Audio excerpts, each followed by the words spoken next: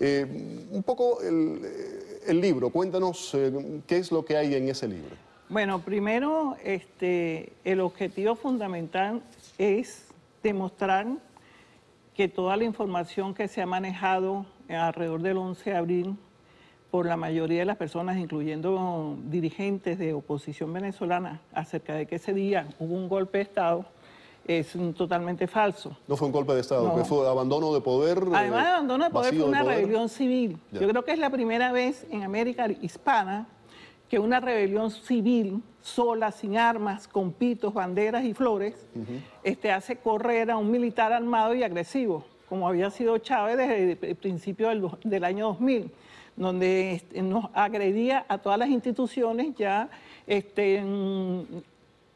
su poder lo utilizaba contra cualquier grupo político o grupo social o grupo económico y nos amenazaba permanentemente con las armas. Y nosotros tuvimos, digamos, la emoción, porque fue una de las marchas más alegres en la que yo he participado, más feliz, más, digamos, optimista, de llegar hasta el Palacio de Miraflores a exigir algo que la Constitución nos permitía, que era pedirle la renuncia a una persona que estaba violando en ese momento ya el Estado de Derecho y la Constitución. Constituyente de la que tú participaste. Constituyente de la que yo participé y estuve hasta el año 99 al lado del proceso que encabezaba Chávez Frías. El 11 de abril consolida a Chávez en el poder, vamos, si hacemos un paralelismo y vamos a Cuba, Bahía de Cochinos, ¿le dio un discurso al oficialismo para radicalizarse? Mira, yo no creo. Yo lo que creo es que lamentablemente Chávez Chávez como igual lo hace Fidel, lo hace estos tipos de dirigentes, si hay algo que te manejan bien es la propaganda. Y lo lamentable es que estos personajes y estos grupos te manejen información que después la propia oposición o los propios demócratas la sustenten. Porque cuando a las 72 horas de los sucesos del 11 de abril, donde nos habían asesinado a 19 ciudadanos y habían herido a más de 100, lo único que te habla la propia oposición es de un golpe de Estado y te habla del problema de Carmona y obvia que ese día Chávez Frías, el 11 de abril, había violado los dos artículos fundamentales de la Constitución de Venezuela y yo creo que de la mayoría de las constituciones mundiales, que es el derecho a la vida y el derecho a la libertad de expresión. Ángela, mencionas a Carmona. ¿Qué responsable puede ser Carmona por los acontecimientos? Yo te voy a decir una cosa, yo analizando... Alguien dice que lo hizo muy mal. Lo hizo muy mal desde el punto de vista de que le dio, digamos, justificación a algunos grupos para decir que ese día sí había habido un golpe de Estado, es decir, el 12. Pero yo siento a Carmona como una persona que era un empresario, un dirigente no político, sino económico, un personaje que se hizo muy popular en muy pocos meses. Carmona llegaba a los restaurantes, a las tiendas, a todas partes, y todo el mundo lo aplaudía, todo el mundo lo quería. Yo creo que él le pasó un poco, yo no sé qué le pasaría a otra persona. Si a ti el presidente sale corriendo, abandona el cargo, y a ti un grupo entre militares y civiles te dice, pues tú no asumes, y tú no sabes ni siquiera de lo que están hablando. Tal vez no era la persona. Yo creo que fue, mira, él fue hasta una víctima de la historia. Y hay una cosa que la gente no se ha dado cuenta.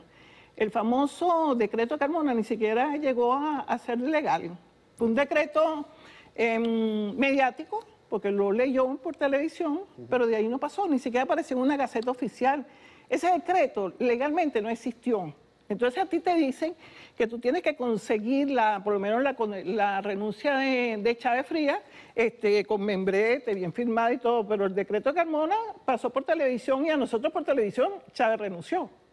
Es decir, ¿Chávez renunció cuántas veces? 3 veces. Tres veces renunció Chávez, dicho por los testigos que cercanos a él, tanto militares como civiles. Y no por persona, no por cualquier ciudadano. Las personas que afirman esto son altos representantes de la Iglesia venezolana, a la cual él le pidió protección, después que era una de las instituciones que él insultaba permanentemente, y que son ellos los que lo acogen, los que los protegen, y altos militares que extrañamente todos habían sido amigos de él. Porque esa es otra de las cosas interesantes que yo después que terminó la investigación me voy dando cuenta que las personas que le exigen a Chávez la renuncia, la mayoría fuimos amigos de él. o lo conocimos o estuvimos muy cerca de él. Tal vez por eso. Tal vez por eso, sí. Pero es extraño, porque fíjate una cosa, incluso el coronel que lo acompaña hasta la Orchila, tuvo 30 años conociéndolo. Y el general que le dice que no, que se tiene que quedar en Venezuela para ser juzgado por los crímenes que se cometieron ese día, Néstor González González, lo conocía desde hace como más de 20, 30 años. Es decir, son personas cercanas a él. En ningún momento no fue un enemigo de él, no fue alguien que lo odiaba. Es más, la mayoría de los documentos que aparecen ahí, los personajes que ese día forman parte de la historia de Venezuela, todos esos personajes le habían presentado por documentos a Chávez en los errores y la violación al Estado de Derecho y a la Constitución que estaba cometiendo, y le estaban dando una alerta de que eso podía producir un colapso y que podía producir enfrentamientos. Es decir, todas las personas trataron más bien de que él se quedara en el poder. En nombre de los pobres, aquí lo tiene Ángela Sago. Vamos a continuar hablando del libro y a conversar con Ángela sobre otros temas importantes de su Venezuela. En nombre de los pobres, un título además que evoca ese romanticismo, ¿no?, de la izquierda de los 60, 70, seguidora de Castro, de Guevara. ¿Por qué el título? Porque no solamente la gente de izquierda, la mayoría de los políticos te hablan en nombre de los pobres para asumir el poder. Y después se olvida de ellos. Y después no solamente se olvidan de los pobres, se olvidan de los pobres, de los ricos, de la clase media y de todo el mundo. Entonces, la mayoría de los discursos de Chávez Frías y de las personas vinculadas a lo que tú acabas de denominar como de izquierda, que yo creo que después del 89 esos conceptos se acabaron. Pues la izquierda y la derecha para mí se acabó con la desaparición de la Unión Soviética. Pero la mayoría de estos que llaman populistas, ellos te hablan en nombre de los pobres, porque fíjate que sí les funciona. Porque tú a Pinochet, que no te habla en nombre de los pobres, siempre le dices dictador.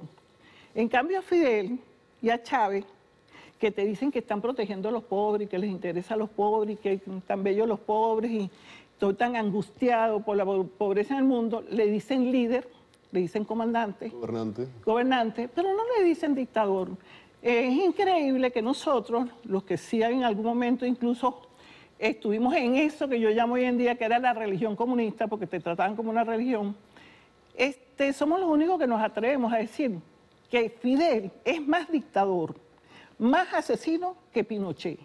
Pinochet representa a la derecha, pero Pinochet llegó a Chile destrozado y lo dejó en avanzada. Entonces tú debes de sacar en conclusión quién es dictador, no solamente quién es dictador, sino quién es más beneficioso para un país. Si un dictador que se hace llamar de izquierda o uno que se hace llamar de derecha, que llega, consigue un país destrozado y lo levanta y deja la economía estable y desarrollada, y en cambio un señor que llega a una isla que era una de las islas más desarrolladas en ese momento del continente americano, como era Cuba, que tenía una serie de situaciones tanto sociales como económicas que indicaban un gran desarrollo, y te la destroza y te la acaba. O Chávez Frías, que te llega a una Venezuela que en la década de los 70 era un país donde hubo la mayor movimiento social del mundo. Es decir, tú en Venezuela podías nacer pobre, podías nacer en donde nació él, en Sabaneta de Barinas, que es un pueblecito de 2.833. Él es un caso. Sí, él es el mejor caso, porque no es él solamente porque llegó a ser presidente y que la gente dice, bueno, es que manejó bien la cosa y pudo ser presidente. No, los hermanos de Chávez Frías son universitarios.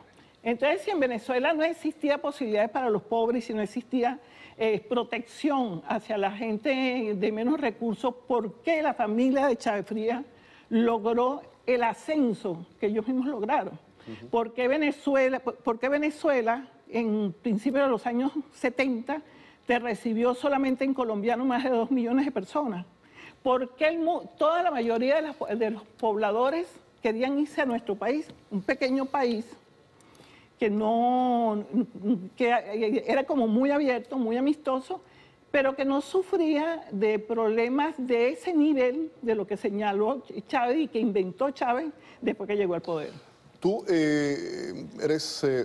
fuiste de izquierda comunista, específicamente del Partido Comunista Venezolano. ¿Rompes en el año 68? Por la invasión a Checoslovaquia, porque si hay algo que los comunistas manejan muy bien, y es una de las cosas por lo que también está planteado en ese libro, es que para ellos la propaganda y distorsionar la información y los hechos Es una de las cosas Ahora, que... hay algo, Ángela, que me llama profundamente la atención. Rompes en el año 68, una mujer informada, periodista como tú. Sin embargo, eres en un momento determinado, no vamos a decir chavista, cercana a Chávez. Eres parte de esa constituyente. ¿Qué te lleva allí? Tengo que ir a la pausa. ¿Cómo no? Vamos a regresar con la respuesta y vamos a continuar hablando un poco más del libro.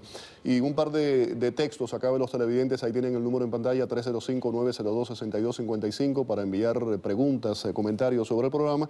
Dice: hola Félix, la señora conoció al monstruo por dentro. ¿Cuál era el papel de Maduro en esa época? Es cierto que era un 4 de copas. Saludos, Sandra. La respuesta rápida. Y la otra, me gustaría que la señora diga en qué momento se desilusionó. Perfecto, tengo la fecha exacta. 17 de noviembre de 1999. Cuando estando en una reunión en la Casona, Chávez nos dice con una gran tranquilidad que va a acabar con los medios de comunicación porque no le interesa la prensa libre. Y yo, que era representante de medios y que además era el enlace entre lo que era la constituyente y los medios privados, digo, pero tú lo que estás es loco, ¿a cuenta de qué y con qué? El papel de Maduro en aquella no época. era nadie. No era nadie. Para nosotros no era nadie. Es más, yo nunca en mi vida llegué a conocer personalmente a Maduro. Maduro para mí es un cuadro más bien del Partido Comunista Cubano. Vamos a la pausa, vamos a continuar conversando acá con Ángela Sago, periodista, escritora venezolana, y de nuevo su libro En nombre de los pobres. Vamos a continuar hablando de él. Quédense con nosotros.